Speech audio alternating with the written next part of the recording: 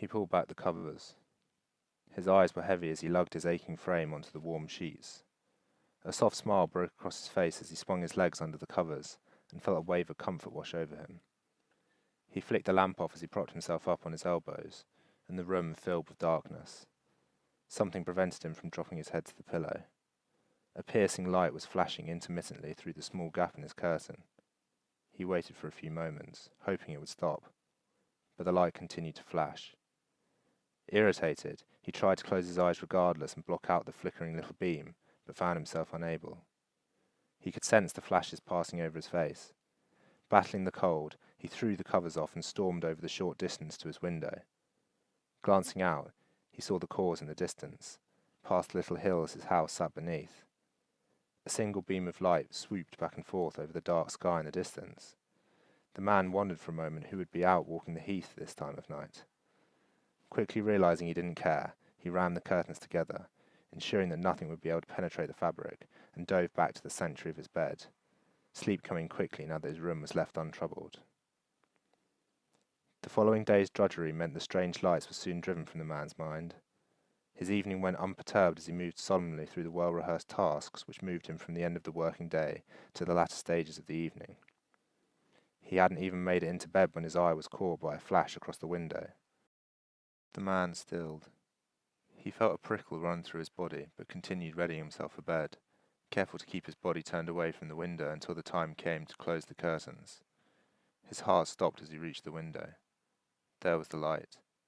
It again swept over the dark sky beyond his house, arching back and forth, searching. It was closer now. It certainly seemed that way, he was sure of it. The previous night had been softer, peering over the hills in the distance, not approaching his house, reaching its glowing white finger into his window. Ice crept through his body. He could feel a bead of sweat rolling slowly across his face as he noticed his body begin to shiver slightly. He shook it off quickly. The glimpse of terror fought back by a flash of anger as he thrust the curtains heavily together. If some fool wanted to waste their night sweeping over the heaths, then let them. He wasn't going to lose any sleep over it. But sleep didn't come to the man as easily as the night before. He tossed and turned as he struggled to drive the light from his mind, and fell into a light slumber. The light stayed with him the following day. The flashing beam followed him around as he desperately tried to shift his mind's focus. Yet he remained restless as he trawled through the day, jumpy and on edge, unable to shake the feeling of vague terror which had trickled into his nerves. As the evening drew on, he made a desperate effort to force himself into a veneer of normality, continuously distracting himself with mundane tasks to rid the worry from him. There was nowhere for his mind to run, however, as he prepared himself for bed. He tried as best he could to keep his gaze from the window for as long as possible, until he flicked the switch on his bedside lamp, and darkness cloaked the room, accompanied by a dim flash. Warily, he turned his head over to the window. The light was there, sweeping over the hills. A wave of relief washed over him. He could see the long white beam stretching a ways off into the distance, further even than it had been on the first night he'd seen it. His body loosened.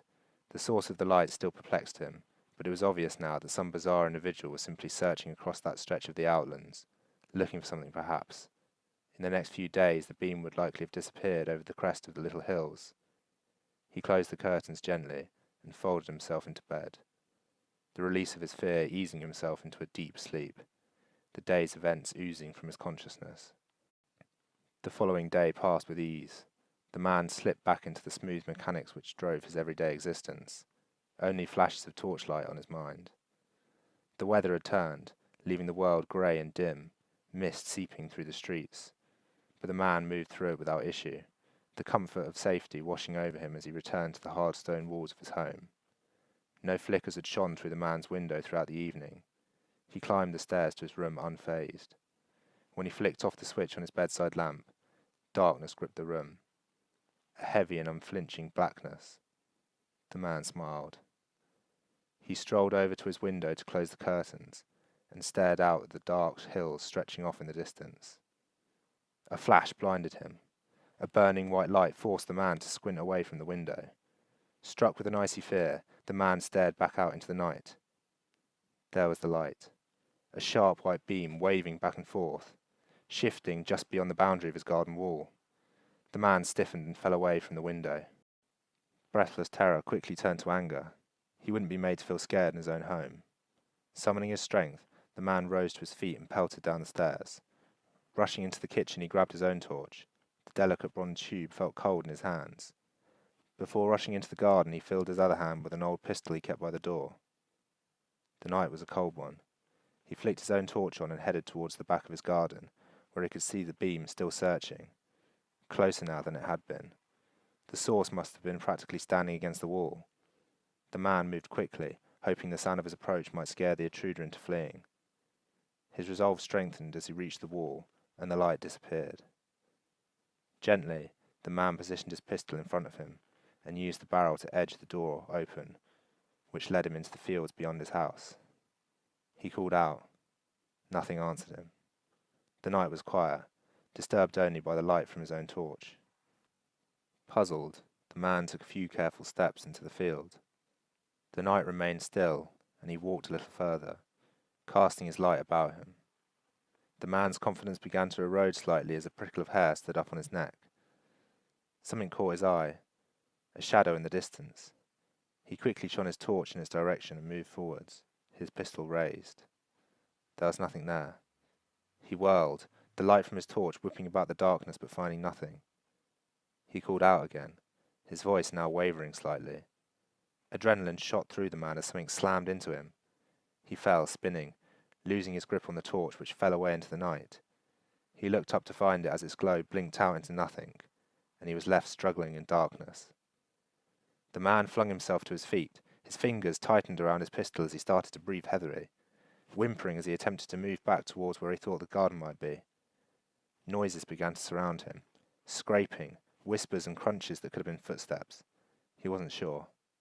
Fear crippled him as he stumbled backwards and tripped down the shallow side of a hill, leaving him utterly disorientated. The sounds grew louder as the man groped about for his pistol, when suddenly there was nothing. All became quiet. The man couldn't shake the feeling that he was no longer standing alone. An unmistakable presence surrounded him. He blinked in the direction he thought the stranger was waiting. He lacked the strength to call out. For a moment he was still, listening to the two sets of wheezing breaths which accompanied the soft flow of the wind. Then his world lit up with a blinding light, and he saw nothing but a shadow racing towards him.